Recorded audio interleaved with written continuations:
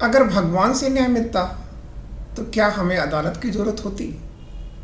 और अगर दुआओं से बीमारी ठीक होती तो ये अस्पताल क्यों बनते? और अगर बिना मेहनत के भाग्य चमकता तो आज कोई गरीब क्यों होता?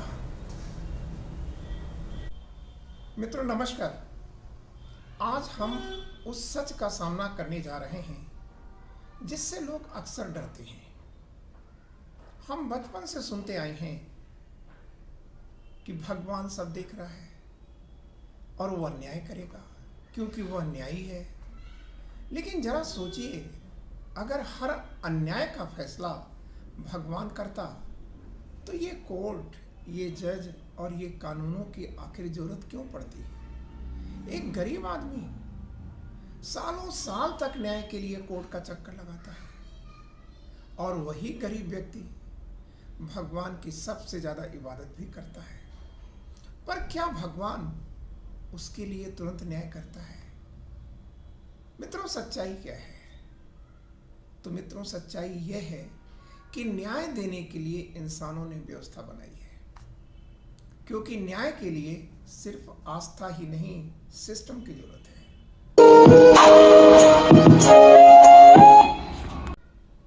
अब हम आपसे चर्चा करते हैं शिक्षा के क्षेत्र में। शिक्षा के क्षेत्र में प्रश्न उठता है कि ज्ञान पाने के लिए सरस्वती जरूरी है या शिक्षा? हम कहते हैं कि सरस्वती माता कृपा करेंगी तभी ज्ञान मिलेगा। अब यहाँ प्रश्न उठता है कि क्या बिना पढ़े कोई डॉक्टर बन सकता है या बिना स्कूल गए कोई वैज्ञानिक बना है? अगर ज्ञान केवल आशीर्वाद से मिलने लगता तो फिर ये स्कूल, ये कॉलेज, ये शिक्षक, ये किताबें की आखिर जरूरत क्यों पड़ती?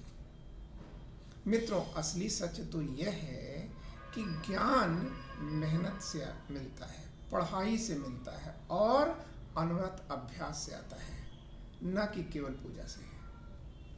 मित्रों बीमारी दुआ से ठीक होती है या दवा से?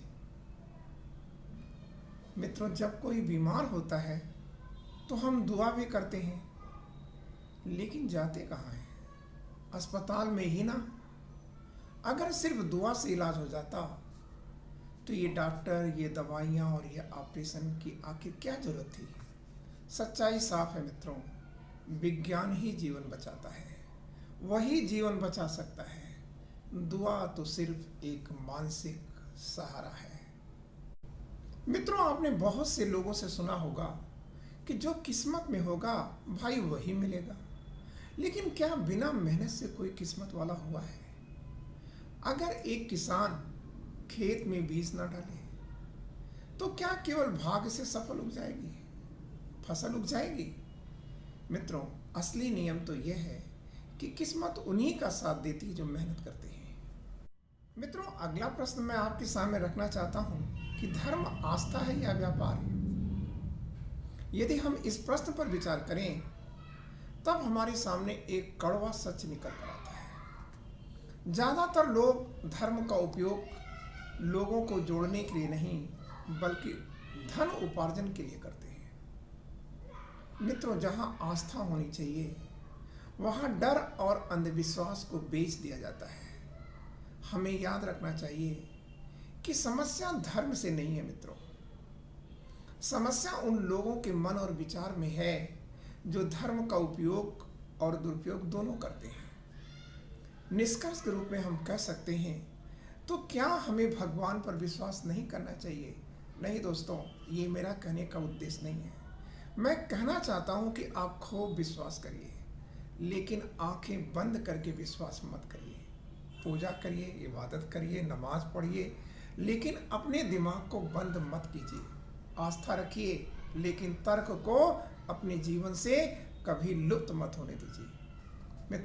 याद रखिए, भगवान आपको रास्ता दिखा सकता है, लेकिन उस रास्ते पर चलना किसको है? चलना तो आपको ही पड़ेगा। दुआ आपको हिम्मत दे सकती है, लेकिन लड़ाई आपको खुद लड़नी होगी। मित्रों सबसे बड़ा सच ये है कि अंधविश्वास इंसान को कमजोर बनाता है और तर्क उसे आजाद करके हर प्रतिबंधों की, हर सरहद को तोड़ देता है। मित्रों, अगर मैं एक सेंटेंस में समरी के रूप में कहना चाहूँगा तो मैं ये कहना चाहूँगा कि आस्था अगर आपको मजबूत बनाती है तो ठीक है, लेकिन अगर वही आपकी सोच को बंद कर दे, वही मतलब आस्था अगर आपकी सोच को बंद कर दे तो वहीं से अंधविश्वास का जन्म होता है। अगर आप भी सच को समझ रहे हैं तो इस वीडियो को शेयर जरूर कीजिएगा, क्योंकि बदलाव तभी आएगा जब आप अपने साथ औरों की सोच को बदलने में खुद का योगदान देंगे।